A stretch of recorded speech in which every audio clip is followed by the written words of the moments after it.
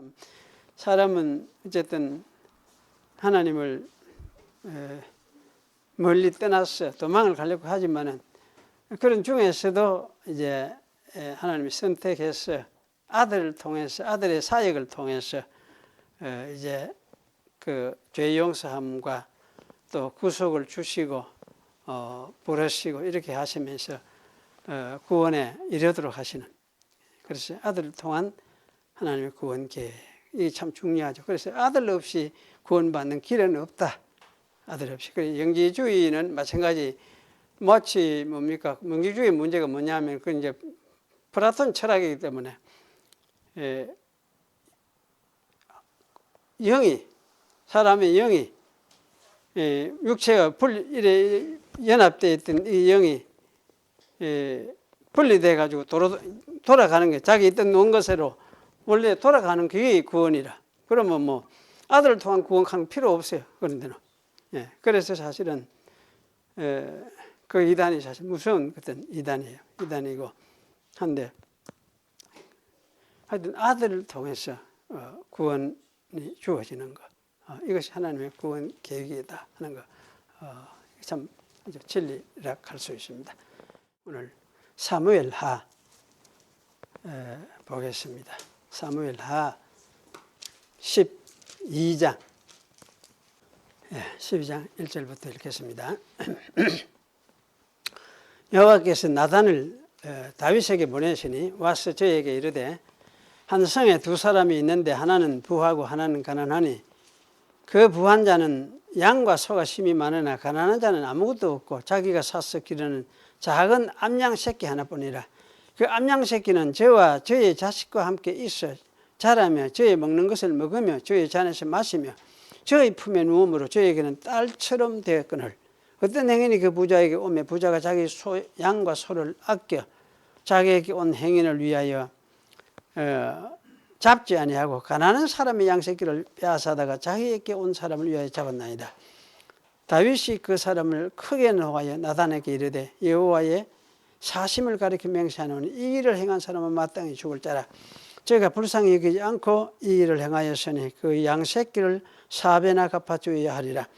나단이 다윗에게 이르되, 당신이 그 사람이라. 이스라엘의 하나님 여호와께서 이처럼 이르시기를, 내가 너로 이스라엘 왕을 삼기 위하여 네게 기름을 붓고 너를 사울의 손에서 구원하고 네 주인의 집을 네게 주고 네 주인의 처들을 네 품에 두고 이스라엘과 유다 족속을 네게 맡겼느니라. 만일 그것이 부족하였을 것 같으면 내가 네게 이것저것을 더 주었으리라. 그런데 어찌하여 네가 여호와의 말씀을 없인 여기고 나보기에 악을 행하였느냐. 네가 칼로 햇사람 우리아를 죽이되 암몬 자손의 칼로 그 철을 빼앗아 네 철을 삼았도다. 이제 네가 나를 없인 여기고 햇사람 우리아의 철을 빼앗아 네 철을 삼았으니 칼이 네 집에 영영이 떠나지 아니하리라 하셨고, 여호와께서 또 이처럼 이르시기를, 내가 네 집에 재화를 일으키고 내가 네 처들을 가져 네 눈 앞에서 다른 사람에게 주리니 그 사람이 네 처들로 더불어 백주에 동침하리라. 이는 엄밀히 행하였으나 나는 이스라엘 무리 앞 백주에 이 일을 행하리라 하였나이다. 다윗이 나단에게 이르되, 내가 여호와께 죄를 범하였노라 하며, 나단이 다윗에게 대답하되, 여호와께서 당신의 죄를 사하셨나니 당신이 죽지 아니하려니와 이 일로 인하여 여호와의 원수로 크게 회방할 거리를 얻게 하였으니 당신의 낳은 아이가 정령 죽으리이다 하고 나단이 자기 집으로 돌아가니라. 오늘 사무엘 8장에서 12장까지를 훑어서 생각을 하겠습니다. 오늘 가장 중요한 것이 이제 12장인데, 다윗이 11장에 다윗이 범죄하고 12장에는 그 범죄한 다윗을 찾아서 책망하면서 여호와께서 용서하시는 그런 내용이 주로 되어 있습니다. 이 다윗의 나라를 우리가 이제 지난번 생각을 한 걸 이어서 좀 생각을 해보죠. 7장에서 다윗의 나라를 영원하게 세워주겠다, 이런 약속을 하나님께서 하셨죠. 그래서 이 약속을 받은 후에 다윗은 승승장구했습니다. 그래서 어디를 가든지 그리고 누구와 싸우든지 쳐서 이기고 승리를 했습니다. 그래서 이러한 것을 이제 보여주는 것이 사무엘하 8장이죠. 8장 내용이 주로 이제 그게 주로 되어 있습니다. 그래서 이 다윗은 아람과 모압과 암몬 자손과 블레셋과 아말렉 그리고 소바왕 하닷에셀을 쳐서 이기고 노력한 이 전리품들을 여호와께 바쳤습니다. 그 중에서 특히 이 하닷에셀로부터 많은 놋을 가져왔습니다. 그래서 이 놋을 후에 이제 솔로몬 성전을 건축할 때 필요한 자재로서 놋을 사용을 했습니다. 그래서 이거는 이제 이렇게 하고 그리고 이제 에돔 사람도 역시 쳐서 복종시켰음을 8장은 보여주고 있습니다. 그런데 이렇게 한 후에 아마 공의롭게 국내 질서도 잘 확립을 했습니다. 그래서 요압을 대장군으로 삼았고 또 여호사밧을 사관으로 기록자로 세웠다. 아마 특별한 기록자로 세운 것 같아요. 그리고 사독과 아히멜렉을 제사장으로 세웠고 또 스라야를 서기관으로 세웠다 그랬습니다. 그리고 이제 브나야라는 그레스 사람과 블레 사람을 관할하였다. 이 그레스 사람, 블레 사람은 이 블레셋 계통의 사람들이라고 이야기를 합니다. 그런데 이 사람들이 참 굉장히 충성을 했어요. 충성하고 참 성실하게 다윗의 나라를 섬겼던 그런 사람들입니다. 그런데 이 사람들을 이제 관할하도록 하는 사람을 세웠대. 브나야를 세웠습니다. 그리고 이제 다윗의 아들들이 대신이 됐다. 대신으로 삼았다 했습니다.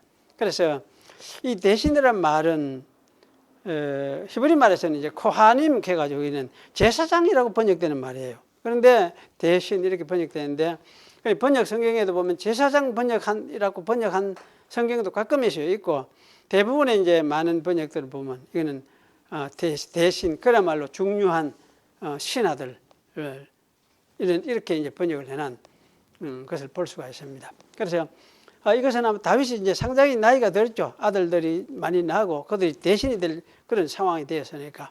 그래서 이렇게 상황 속에서 이게 아마 이제 나라가 다윗의 나라가 얼마나 어느 정도 이제 단단하게 이제 어떤 뭡니까 기반이 다져졌다 할까요? 그런 이제 상황을 보여주는 것이 8장의 내용이다. 그렇게 말을 할 수가 있습니다. 그러니 다윗의 나라는 처음부터 뭐 굳건하게 탄탄해진 그런 게 아니고 상당한 시간을 가지고 오랫동안 세월이 시간이 흐르면서 이제 든든해지는 그런 그 과정을 거쳤다고 우리가 생각할 수가 있습니다. 그래서 이 8장은 어쨌든 다윗의 나라가 이 다윗 때에 얼마나 이제 그 견고해졌는가 하는 것을 보여주는 목적이 이 8장의 내용이다. 그렇게 우리가 생각을 할 수 있겠습니다. 그리고 9장의 이 이제 내용은 사울의 손자고 요나단의 아들이죠. 제가 글자 아자가 빠졌는데 여러분의 아들이에요. 요나단의 아들이 머비보셋을 왕궁에서 먹고 지내도록 다윗이 조처를 취해 주었습니다. 그래서 이 요나단의 아들 머비보셋은 원래 쩔뚝발이었는데 쩔뚝발이니까 힘도 없고 어떻게 할 재간도 없잖아요. 그래서 이런 쩔뚝발이었는데 다윗이 요나단을 생각하면서 요나단의 아들을 찾아서 그게 이제 가산을 그에게 돌려주었습니다. 그리고 이제 사울의 시종이었던 그리고 시바에게 머비보셋을 섬기도록 그 농토하고 네가 농사 다 짓고 해가지고 머비보셋을 봉양을 하라고 그렇게 명령을 해버렸어요. 그래서 이제 이 머비보셋의 가족은 참 이 시바의 섬김을 받고 살 수 있도록 그렇게 조처를 취해 줬습니다. 그리고 이 머비보셋은 왕자들 중에 한 사람처럼 그리고 왕자 대우를 해준 거죠. 그렇게 해줬습니다. 그래서 이것은 참 이제 친구에게 했던 어떤 약속을 다윗이 지켰다. 이렇게 우리가 말을 할 수가 있습니다. 그리고 10장은 다윗에게 호의적이었던 암몬 자손, 암몬 자손이 그 자손의 왕이었던 나하스가 죽었습니다. 죽고 나서 그 아들 한운이 왕이 되었는데 이 한운이 왕이 되자 그래 죽은데 이스라엘 그 조문을 보내야 될 거 아닙니까? 이스라엘에. 그래서 다윗이 조문을 보냈습니다. 그런데 이 조문들을 아주 모욕을 했어요. 그래서 이 사건으로 인해서 이제 한운이 아이고 이제 전쟁을 해야 되는구나. 그래서 생각하면서 사전에 이제 아람 사람들을 돈을 주고 대량으로 샀어요. 수만 명을 사고. 그래서 다윗 군대와 싸우려고 그렇게 했습니다. 하지만 이 다윗의 군대는 한온의 군대를 격퇴시켰습니다. 또 다윗 군대를 치려고 모여든 아람 연합군을 다 쳐서 격파하고 굴복시켰습니다. 그때부터 이제 이 아람 사람들은 다윗과 화친을 하고 다윗을 섬겼습니다. 그리고 다시는 암몬을 도우려고 하지 않게 되었다. 그런 기록이 나옵니다. 그만큼 이제 탄탄해졌다는 말씀이죠. 그래 이런 일들은 다윗 왕조에 대하여 하나님의 확실한 약속을 받은 이후에 다윗이 행한 일들임을 이 사무엘서가 보여주고 있습니다. 이스라엘은 다윗의 통치하에서 아마 이때쯤에는 상당히 안정된 상태가 되었음을 알 수가 있습니다. 근데 11장에는 들어가면 이제 그래도 안정됐지만은 전쟁이 끝난 상태는 아니라는 걸 알 수가 있어요. 그래 아직도 전쟁은 해마다 반복해서 진행되고 있는 상황이었습니다. 그래서 11장 1절에 보면 해가 돌아와서 왕들의 출전할 때가 되매 다윗이 요압과 그 신복들과 온 이스라엘 군대를 보니 저희가 암몬 자손을 멸하고 라빠를 에워쌌고 이런 이제 말씀이 나오는데요. 그 이 말씀을 가만히 보면은 하여튼 그 왕들이 해가 돼서 출정할 때가 있는 거지. 그 전쟁을 반복해야 되는 그런 상황이니까 반복하다가 일시로 이제 쉬고 날씨가 좀 좋아지고 하면 또 이제 내가 전쟁을 하게 되고 이러면서 이제 하다가 보니까 전쟁하는 주기가 있는 것 같이 이렇게 돼버린 거죠. 그래서 이게 이제 정기적으로 이런 일이 반복되었다는 걸 보여주고 있습니다. 그리고 이제 이스라엘 군대는 이러한 전쟁을 수행하고 있었다는 걸 알 수가 있습니다. 그리고 여러 민족들이 이제 이런 서로 지배자가 되기 위해서 뭐 자기들 지배 못하면 종이 되든지 망하는 상황이고 그러니까 이제 이 지배자가 되기 위해서 아마 봄이 되면은 전쟁을 시작하는 일이 반복되었을 것이다. 그런 생각이 들었습니다. 그래서 이스라엘은 그러한 전쟁의 상황 속에 있었던 것 같습니다. 그 이런 때에 다윗은 참 이상한 거는 예루살렘에 머물고 있었어요. 다윗이 이렇게 예루살렘에 머문 것이 잘못된 일이었는지도 모르겠습니다. 왜냐하면 10장에서 이 아람의 대군을 치고 그 사령관 소박을 쳐서 죽일 때도 다윗이 사실 직접 전장에 나가서 지휘하여 성전을 하였다고 그렇게 기록되어 있거든요. 그런데 이번에 전쟁에는 다윗이 직접 가지 않고 요압과 신복들과 그리고 이스라엘 군대를 보내었고 자기는 출전하지 않았습니다.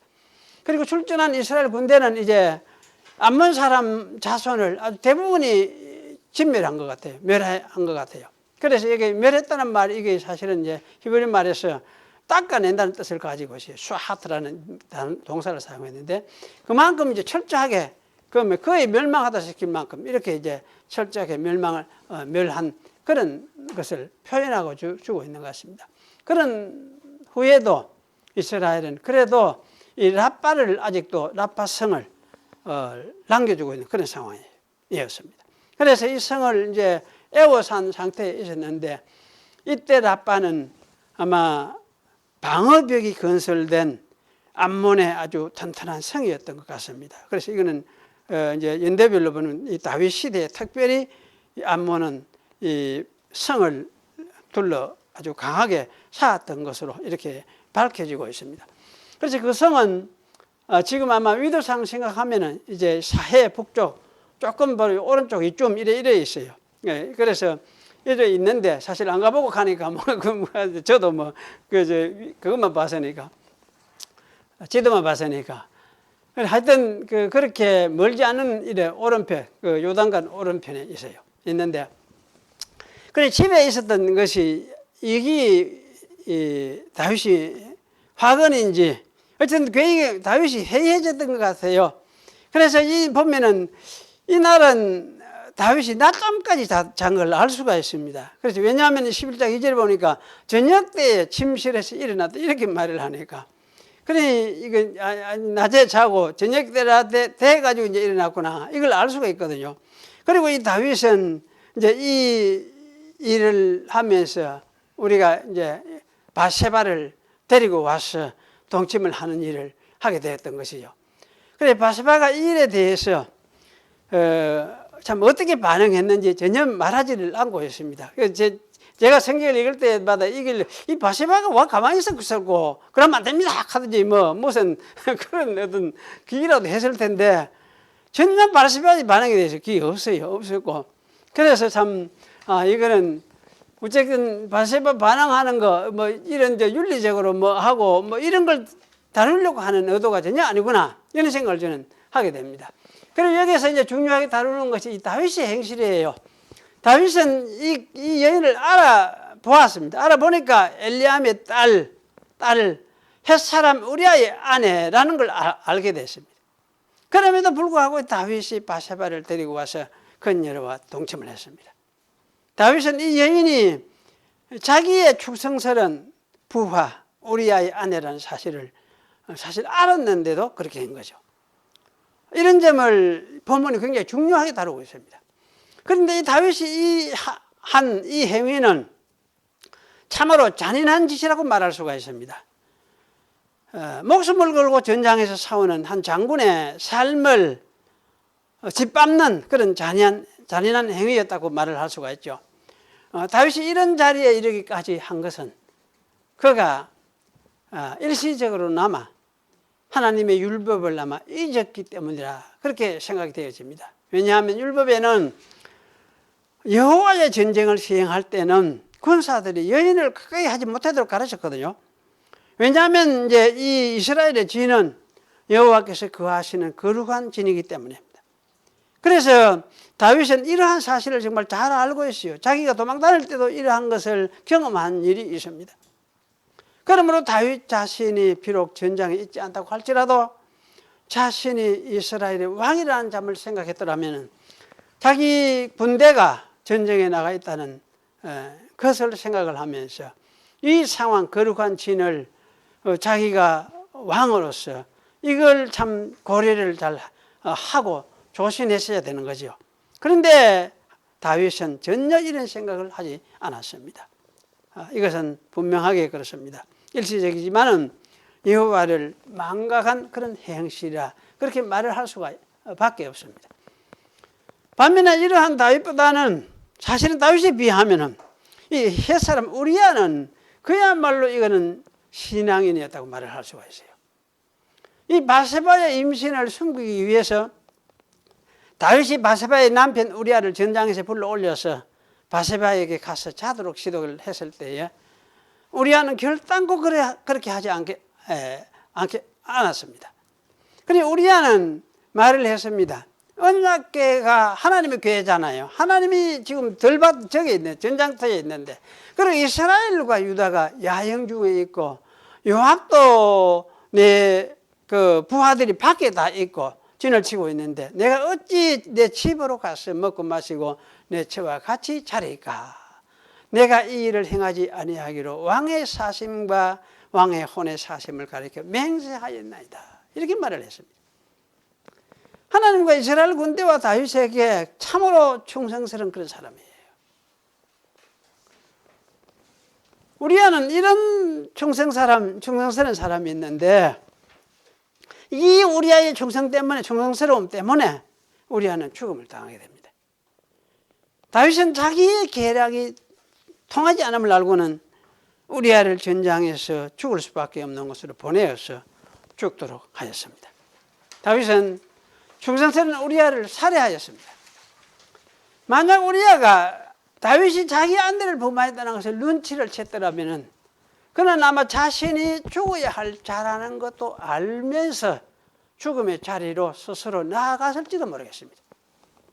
우리아는 이스라엘의 믿음과 군주에게 충성한 것 때문에 살해를 당한 것이었습니다. 그런데 이 우리아는 사실은 이방인이잖아요. 원래는 이방인인데 지금 이제 이 이스라엘에 귀속을 해가지고 이스라엘을 위해서 충성하면서 사는데 그런 사람이었어요. 그러면서 참 사실은 이렇게 하나님과 이스라엘 왕 다윗에게 충성을 했는데 그로 인해서 살해를 당한 것입니다. 다윗은 사실 이런 악한 계략을 하고 또 강교한 요압에게 지시를 내려가지고 이 계략을 실행시켰습니다. 그래서 우리아는 참 이렇게 볼 때에 당시 이스라엘에서 우리아가 선교자라 할 수 있죠. 그리고 의인이라 할 수가 있습니다. 반면에 다윗은 이스라엘의 왕으로서 그야말로 악하기 짝이 없는 그런 짓을 했습니다. 그 죽어야 마땅한 짓을 왕이 했죠. 그래서 이렇게 된 이 다윗의 심리 속에 참 하나님이 계셨는가, 좀 하나님 경외하는 게 잊어버렸던 것 같아요. 하지만 하나님은 다윗의 이러한 악행을 하나님은 간과하지 않으셨습니다.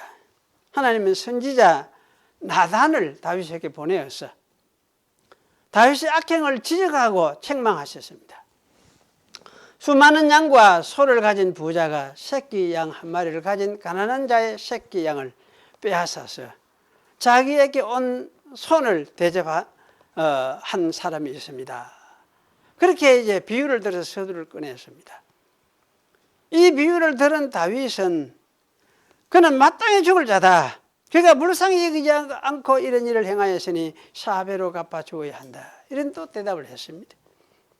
이런 질문한 이 나단 선지자가 그 신분이 참 어떤 사람이 저는 굉장히 조금 궁금한데요. 어쩌면 다윗의 아들 중에 한 사람이 있을 가능성도 있겠다는 생각이 들어요. 왜냐하면 이제 다윗의 아들들이 대신이 됐다 이야기를 했잖아요. 했는데 그 아들들 중에서 이제 솔로몬도 있고 솔로몬의 형제들이 또 여럿이 있어요. 그 중에 누가 나단이라는 사람이 또 있더라고요. 그러니까 이게 참 과연 그 아들이 이 일을 이 선지자로서 또 일을 하고 있었던 것 같다는 생각이 들기도 하고 하여튼 이건 명확하지는 않습니다만은 참 흥미로운 어떤 부분인 것 같아요. 어쨌든 이 나단은 당신이 바로 그 사람이다.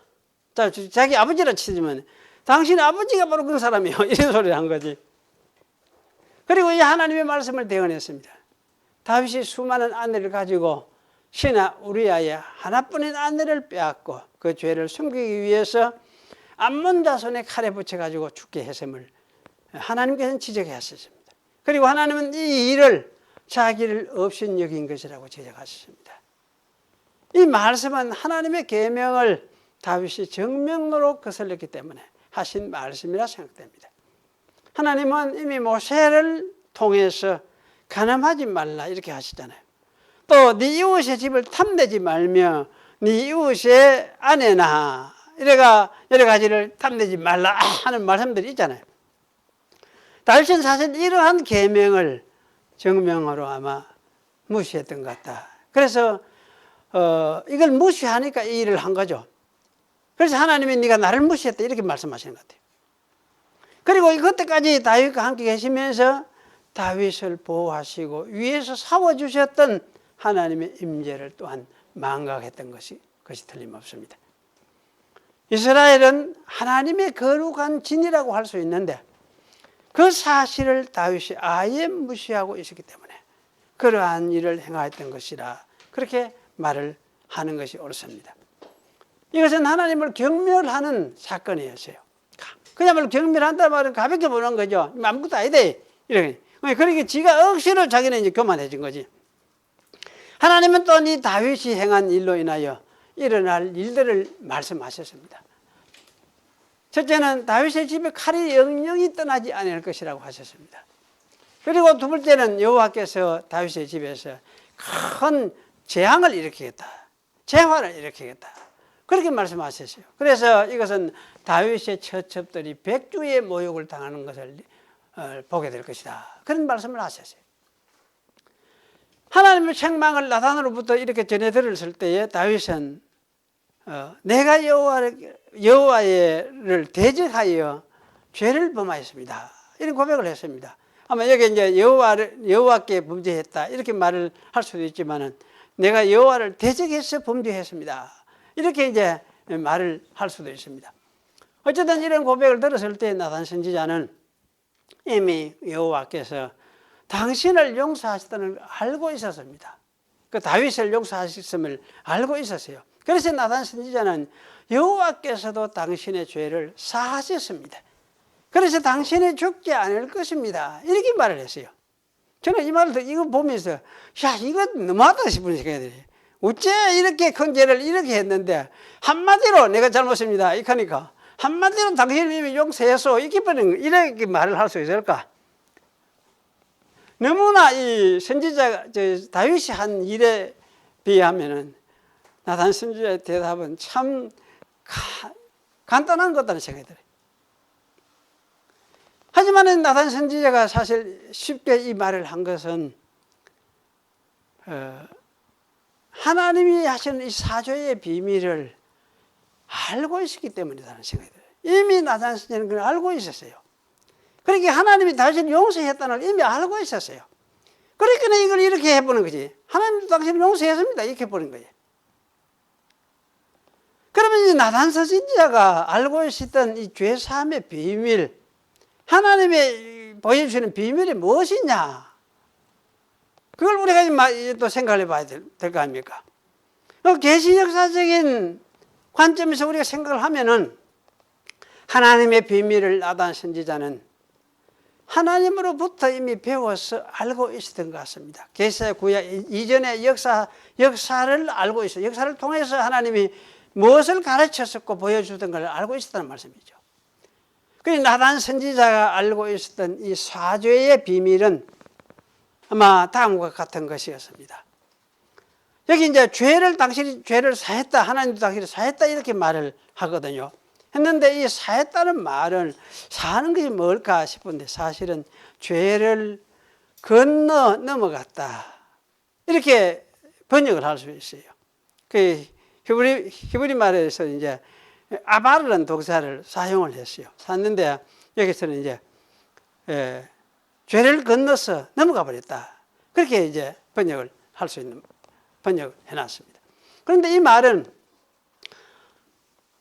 말이 주로 어디에 또 많이 서 있느냐 하면 출애굽 때에 사용이 되었는데 여호와께서 애굽을 심판하기 위해서 두루 다닐 때에 이 두루 다닌다 할 때도 이 말이 사용되어 있어요. 똑같은 말이 사용되고 있어요. 그 형태가 좀 다른 것이죠. 용례가 좀 다르게 사용되긴 했지만 어쨌든 같은 의미는 비슷한 같은 의미를 가지고 있는 그런 의미로서 사용이 되었습니다.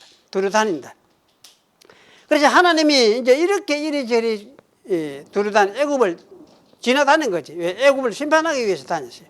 다니다가 그렇게 하다가 이제 문지방에 피가 발린 집을 대면하고 그 앞에 서면은 하나님이 그것을 넘어갈 수밖에 없었어요. 왜냐하면 여기는 뭡니까? 거기는 피가 있으니까. 왜? 하나님이 그걸 대속을 했으니까. 그래서 이제 넘어가는 거죠. 여기서 나단이 하나님도 당신의 죄를 사했습니다라고 한 것은 이러한 사실을 암시해 주는 것 같아요. 즉 다윗의 경우도 마찬가지로 하나님이 당신을 지나갔었습니다.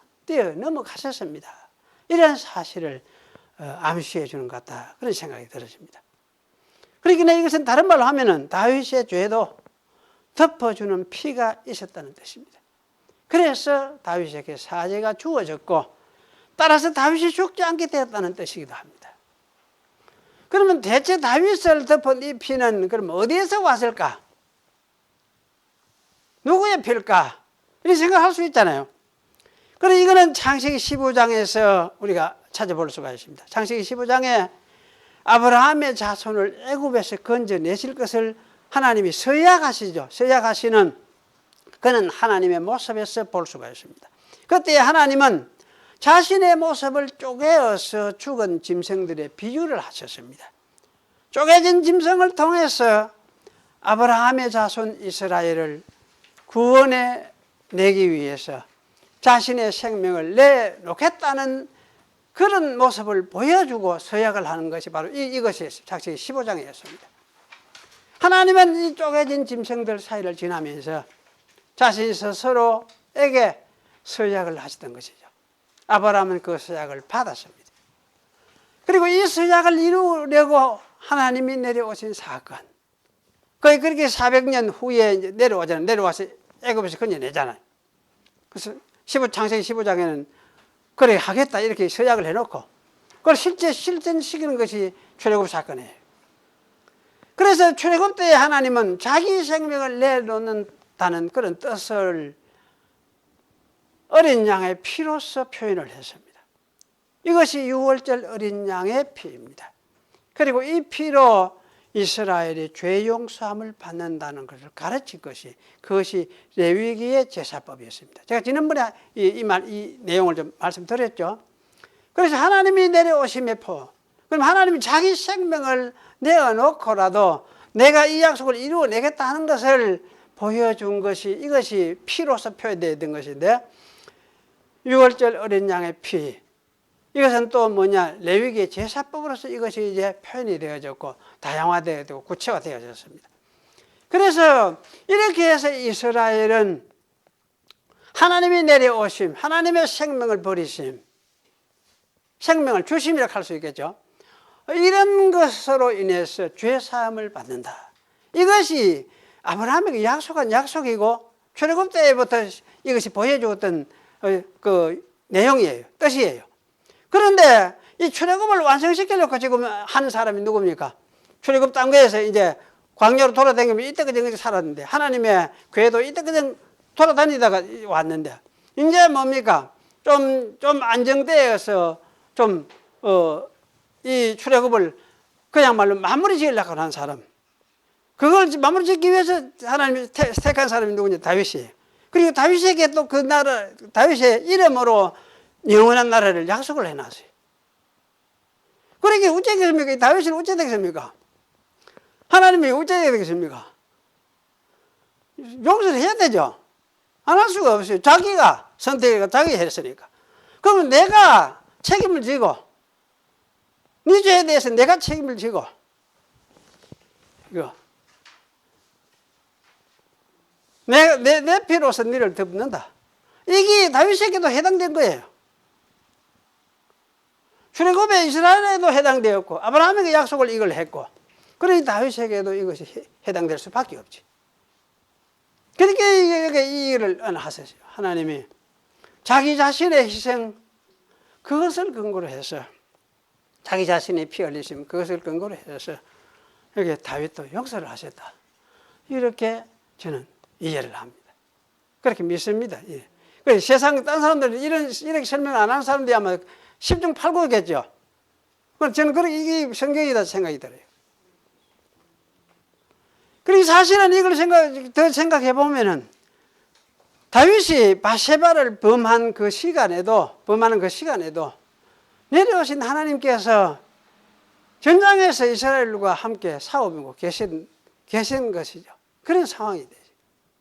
그 바깥에서 그런 상황이죠. 하나님의 희생의 모습이에요.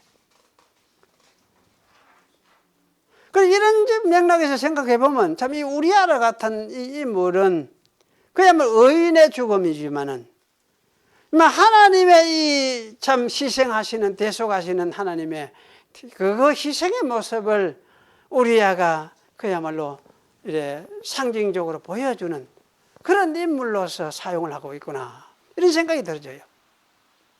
그래서 이런 이 우리아의 죽음, 그것을 통해서 나타낸 하나님의 대속, 이것 때문에 하나님은 여전히 다윗을 떠나지 않으시고 다윗을 데리고 계속해서 일을 하셨습니다. 여전히 다윗은 자기가 거룩하게 세운 이스라엘의 왕이었기 때문이었습니다. 하나님은 자기 나라를 다윗을 통해서 이루도록 계획을 세웠습니다. 이걸 이루시는 거죠. 이걸 이루시기 위해서 다윗을 선택을 하시니, 선택자의 주권이죠. 책임도 자기가 지는 거예요. 그 죄에 대한 책임도 자기가 지는 거예요. 이게 하나님이 선택한 백성에 대해서 책임지는 방식이에요. 자신이 책임지는 거지. 그 나단 선지자는 사실 이러한 죄사함의 비밀을 이미 알고 있었기 때문에 너무나 쉽게 간단하게 당신을 하나님 용서하셨습니다, 이렇게 해버린 거지. 그러니 우리 같으면 좀 그래 안 되지 싶은데, 그래 이미 알고 있으니까 하나님 당신 용서했어요, 이래 본 거지. 참 쉬운 대답 같은데 모든 것을 알고 있는 입장에서 이런 대답을 한 거죠. 참 이게 놀라운 어떤 이야기로 합니다. 그래서 이렇게 하는데 하나님 불공평하여 어째 그럽니까? 그렇게 무슨 할 말이 있습니까? 없어요. 하나님이 그러라 하겠는데 누가 뭐라 할 겁니까? 내가 그런다. 내가 책임진다. 내가 내 생명 가지고 내가 책임진다. 그러는데 누가 뭐라 할 거예요? 이렇게 해서 13절까지 끝났습니다. 그리고 14절은 여호와의 원수로 크게 회방할 거리를 얻게 하셨으니 당신의 낳은 아이가 정녕 죽으리다. 이런 말로 이제 마무리됩니다. 이거는 아마 다윗 자신이 죽은 것을 상징하고 가르치는 것이다. 이런 생각이 들었습니다. 왜냐하면 아이의 죽는 거, 이거는 다윗이 자기가 죽는 거나 마찬가지로 생각을 하죠. 그래서 나는 내가 죽었어. 죽은 자리로 내가 가야 된다. 그는 나에게로 돌아올 수가 없다. 자기가 사실은 이제 이 죽음 마땅한 자라는 것을 되새기면서 다윗은 이후로 그야말로 이제 하나님께 매달리면서 살았던 것 같아요. 그래서 이런 가운데서 죽음을 향해서 이제 갖고 마지막에는 이제 소망, 메시아에 대한 소망을 가지고 마지막을 맞았다 할 수 있습니다. 그래서 여기 이제 이런 의도가 하나 있고, 그 다음 거는 두 번째 의도는 아이가 죽은 것은 또 한 가지는 여호와의 원수들을 향한 경고라고 말을 할 수가 있습니다. 그 당시에도 하나님이 다윗을 왕을 삼은 것을 수긍하지 않고 그래도 대적하려는 정신을 가진 사람들이 있었습니다. 이 사람들을 뭡니까? 여호와의 원수들이다. 이렇게 선지자는 말하고 있습니다. 그게 한 사람이 아니에요. 여호와의 원수는 마귀가 아니고 사람들이에요. 여러 사람들이에요. 그러면 이 여호와의 원수들에게 여호와께서는 죄악을 심판하여 징계하시는 분임을 보여주신 거죠. 다윗 죄지도 아무것도 안 하네. 하나님 내비 놔둬 보내. 그럼 하나님 죽었나 살았나? 이상하네. 이런 말도 할 가능성이 있지. 그러니까 이 아이를 일단 죽였어. 이들이 이런 경거망동한 대적을 못하도록. 그렇게 하나님이 이래 조치를 아이를 데려갔어요. 그래서 사실 이 아이가 죽은 거는 지제 때문에 죽었습니까? 다윗 때문에 죽은 거지. 예. 그래 이것도 희생이죠. 희생자예요. 그래 이 다윗이 하나님이 이렇게 하신 다윗에 대한 이 용서하심에서는 이거는 참 사람이 우리가 논리로 생각을 해보면 암만 캐도 그건 말이 안 되는 소리다.